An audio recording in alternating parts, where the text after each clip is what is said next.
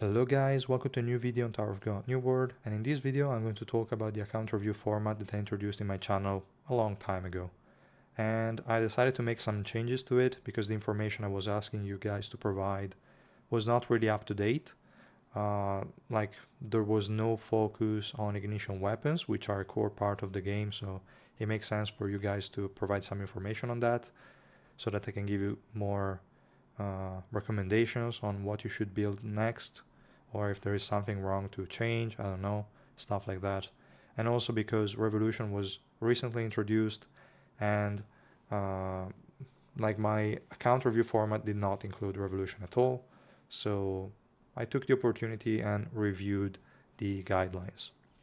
If you're wondering how you could get your account reviewed, just head over to my Discord in the guides and contact section.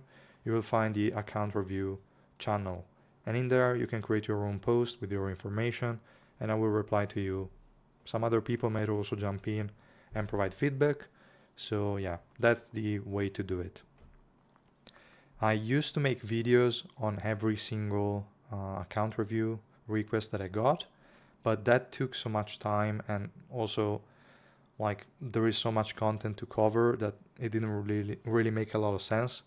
But I might still review one or two accounts if there are some very bad ones, let's say, where I want to point out things to avoid for all accounts, and if there are very good ones that I want to review as an example for other people to kind of follow or stuff like that.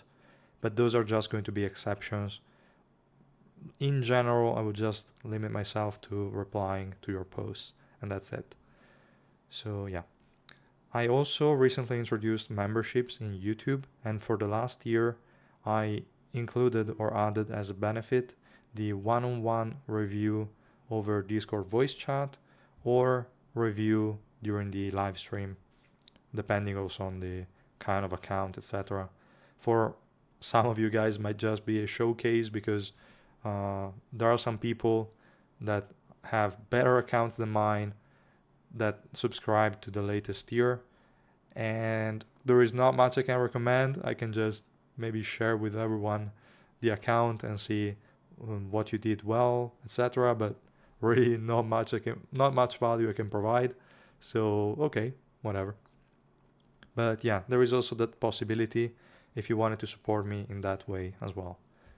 And yeah, that's pretty much the whole thing that I wanted to mention. Now we can go over the post guidelines that I updated, so we can click here and view them. So the first information that I will need is the current floor that you are facing, so that it can give a bit of context over your current situation, just to help me understand, okay, he's facing this kind of content because he's against these enemies, etc., etc. So could be helpful as information.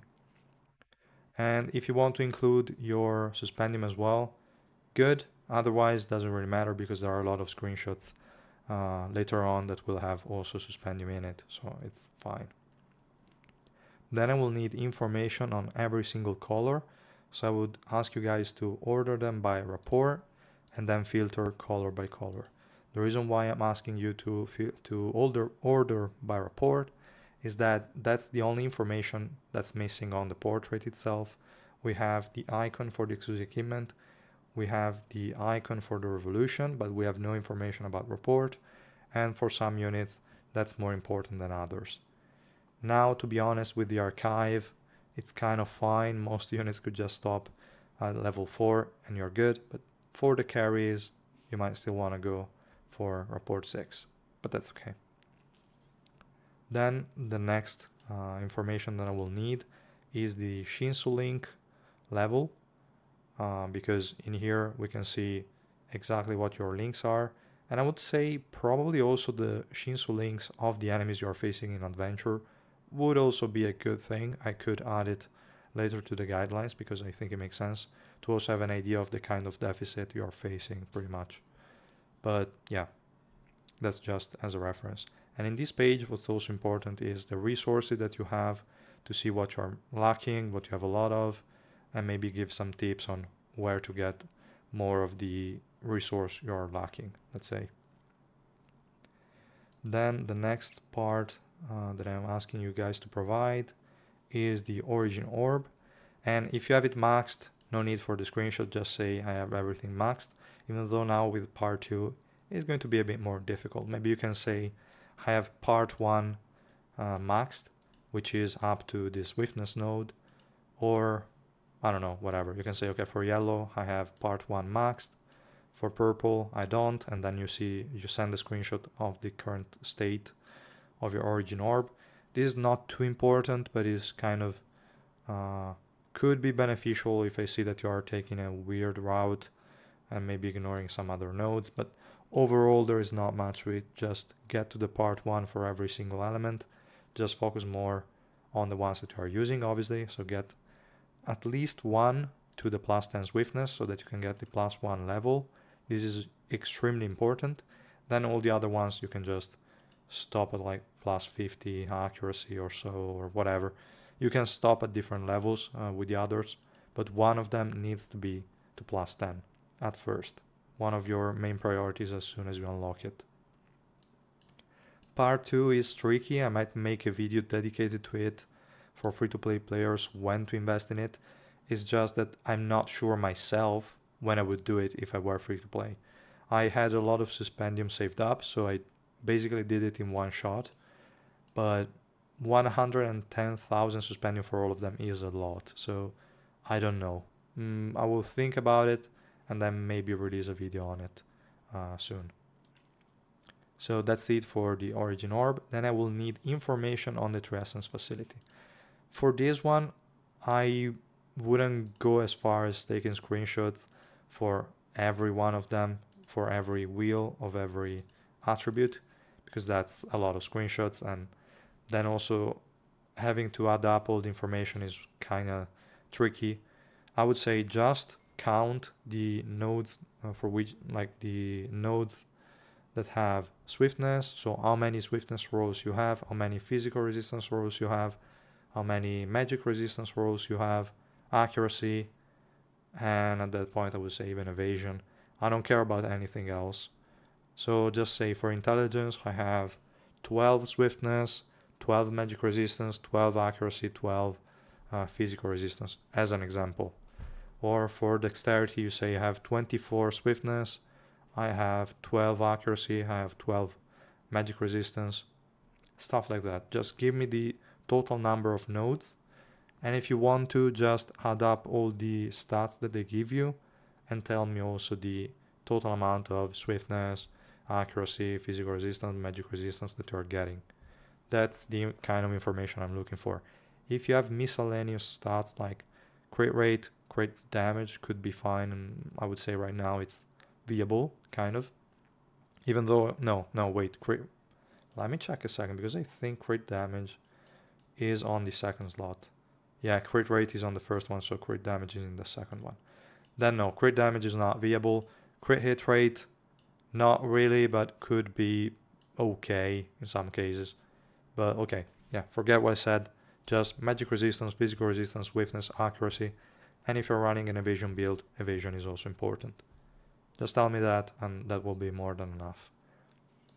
Then I will say that also a screenshot of the current wish list is pretty good to have, so that I can see which kind of units you are focusing on, and using the screenshots provided by, I would say the second point, the screenshot for every color, I can kind of see if it makes sense to be investing in those units or not, and try to give you guys some additional recommendation on what to pull for.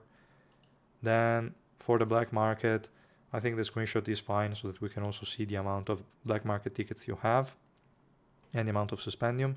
But especially what's important is on which unit are you focusing your resources on at the moment.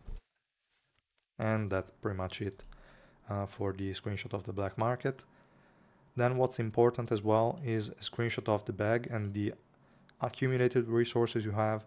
So I would say it will take you a while, like a few screenshots, but just screenshot almost all of it up to, I don't really care about the report items.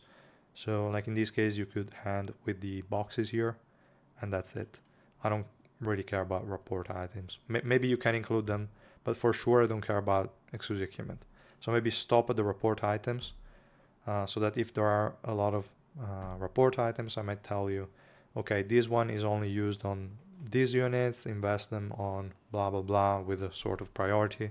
But this kind of information is already in my spreadsheet as well, so you might just look there. And that's about it for the bag. And then I will need information on your presets, so just go over your presets. I won't need screenshots because you might have a lot of them. If you only have like 3, 4, 6, whatever, okay, you can take screenshots. If you have more than that, just give me a summary of like, I have 2 Sela sets, I have 1 Runda, I have 2 L Magic Peer sets, just to give an idea. I need the name of the set, the kind of stats you are running, and on which units you are running them. Like for example, I have a Runda set that gives me magic resistance and physical resistance with a more of a heavy focus on physical resistance. So I will only use that on supports, obviously, but at times also on mages that I need to make survive. Because due to the nature of the Tressence facility and the fact that you kind of want a lot of swiftness here and there, you will have to focus a bit more on mages and supports in the physical resistance side, and also for assassins and ranged units. So those sets will have a disproportionate amount of physical resistance, which will only work again on those 4 classes. For tanks and warriors, if you run them with those sets, you will probably not achieve the 100% resistances in magic resistance. So yeah, that's kind of the tricky part. Just give me a brief summary of the current sets you have and which kind of stats they are running, pretty much. And then the last piece of information I would need is the investment on your like on Revolution for your units. I don't care about the main nodes, like if they are Revolution 5, 6, 4, 3, whatever, that's already seen in the screenshots that you provided for every color, because that information was already there. What I care about is just on which unit did you use the orange fragments to upgrade the subnodes, and also how much of it did you use.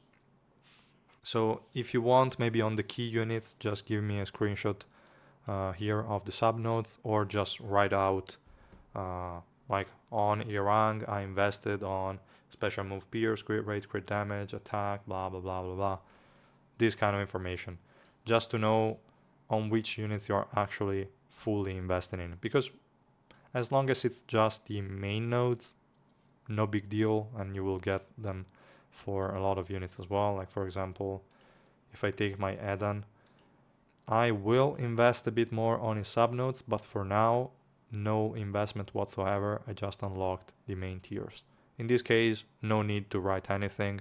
I will just default to the fact that, okay, you have Edan to Revolution 5, but you didn't tell me you have any investment in the subnodes, so for me, you won't have any. That's basically what I'm going to assume. And that's the last piece of information that I will need. I think I didn't miss anything, but if you think I should also ask you guys for more information, let me know in the comments down below, but I think this should be all. So feel free to create posts there, and I will try to reply as soon as possible. And yeah, that's about it. I hope you enjoyed this video, guys, and I will see you in the next one. Bye!